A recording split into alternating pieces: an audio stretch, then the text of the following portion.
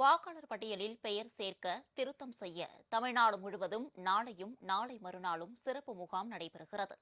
தமிழ்நாட்டின் அனைத்து மாவட்டங்களிலும் கடந்த மாதம் 19ஆம் தேதி வரைவு வாக்காளர் பட்டியல் வெளியிடப்பட்டது.